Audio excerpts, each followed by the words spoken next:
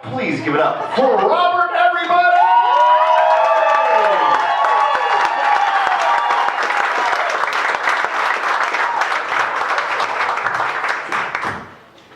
Well, all right. Hi there. My name's Bob Conlin. You're probably wondering why I'm dressed like this. It's a big, big night for me. It's a huge night. I'm headlining this comedy show, as you can tell. I'm the first one up, so I'm headlining. And then I've got an appointment with La Cosa Nostra tonight. I'm going to be a made man tonight. It's a big night. It's the sacred ceremony. Shit. I'm not supposed to be talking about this. Okay, listen, forget I even mentioned it. Forget I mentioned it. If you say I mentioned it, I'm going to deny it. It's not like there's any fucking cameras anywhere here or anything, right? No, of course not. So we can talk about things. I'll tell you what I'd like to talk about tonight is punctuation. Punctuation. So misunderstood.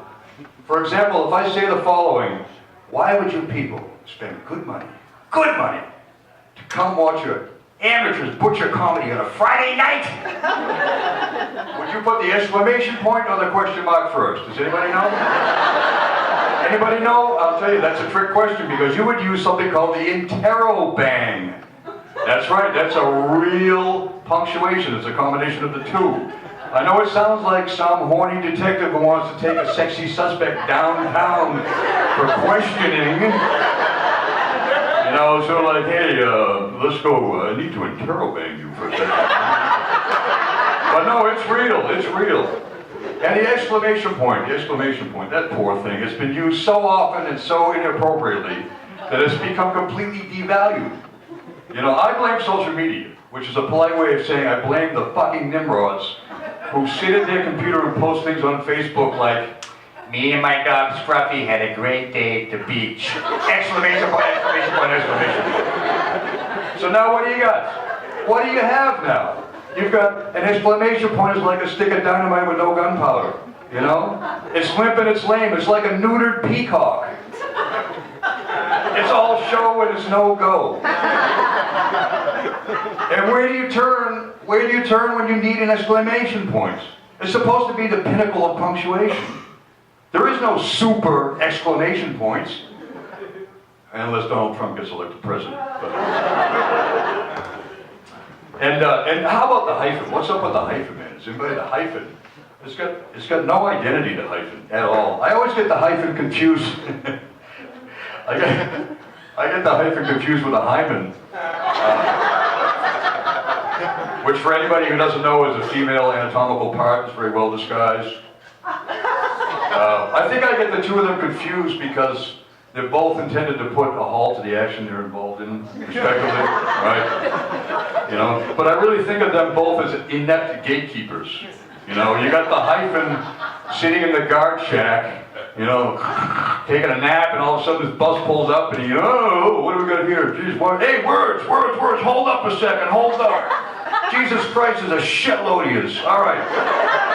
I'll tell you what, one of you stand here in the middle, the rest of you have your IDs out, show them to the hyphen on the other side. I'm going to go back and take a fucking nap, all right?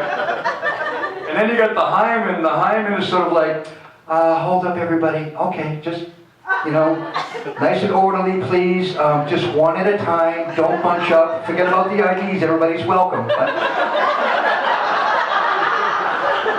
You know? And what's with the semicolon? Are there three people walking on this planet Earth that have any idea when, where, how, and why to use a semicolon? Seriously, the semicolon is like the useless kitchen gadget of punctuation. You know, you open up that drawer, and you pull that thing out, and you go, what the fuck is this thing for? Am I supposed to debone a chicken? Am I supposed to scale a fish? Am I supposed to peel a radish? Am I supposed to make orange juice with this thing? What is this thing? That's the semicolon. You're going to be seeing the semicolon, you know, on late night television infomercials. They'll be selling those pretty soon. They'll be like, here we have a wonderful semicolon for sale. Act now, there's only 7 billion trillion of them left. So hurry up. Get it while you can. The other punctuation, you know, I also hate the colon. Not the punctuation, but that long, winding shit highway in here. That thing. I hate the colon because I had advanced colon cancer a few years ago, and which would explain my hatred. And if anybody's wondering, I did survive, so thank you. Thank you for thinking of me, and thanks for all the cards, too. That was really nice of you. Yeah, the cola, man. You know, that's when I really wished I had, you know, I longed for the semicolon. If I was sitting in that chemo infusion room, and they were pumping all that shit into my body, and a doctor comes out with a clipboard, he says, Mr. Conlin, yes, we've got good news for you. You do not have colon cancer. Somebody made a mistake. Not us. The lab. You actually have semicolon cancer, so you're good to go. All right, thank God. I love the semicolon, man. Semicolon. You know, cancer, geez, cancer, you can't pick and choose what cancer you're going to get. You know, it just strikes. That's it. But if you could pick and choose, I would consider breast cancer.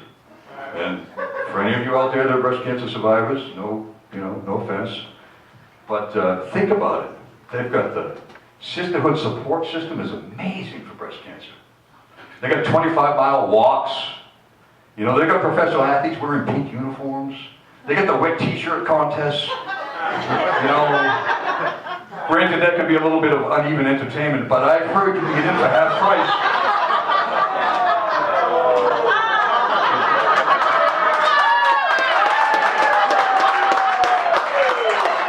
I'm glad I offended some people. I want to hear some I'll tell you one cancer you do not want to get. Man, you don't want to get rectal cancer. What a fucking bummer! Rectal cancer. Can anybody get behind rectal cancer? Seriously, I mean, you know, there's no walks. There's no professional athletes wearing brown uniforms. About the only people that support rectal cancer are proctologists. And even they're somewhat reluctant. They're like, well, we're not going to do a 25-mile walk. We might take a stroll around the block or something. I mean, we do support rectal cancer because it does support our lavish lifestyle. Right there with the rectal cancer. If I get reincarnated and I come back as a cancer doctor, I'm going to change the name of lymphoma to nymphoma. And then I'm going to organize a walk. And I'm going to have thousands of nymphomaniacs wearing their hospital johnnies with their asses hanging out. Walking down the street, and at the end of the finish line is going to be a big, giant tent, and that tent is going to be chock full of crushed velvet waterbeds. Think of the money you could raise. Super exclamation point. Thank you very much. That's it. My name's Conlin.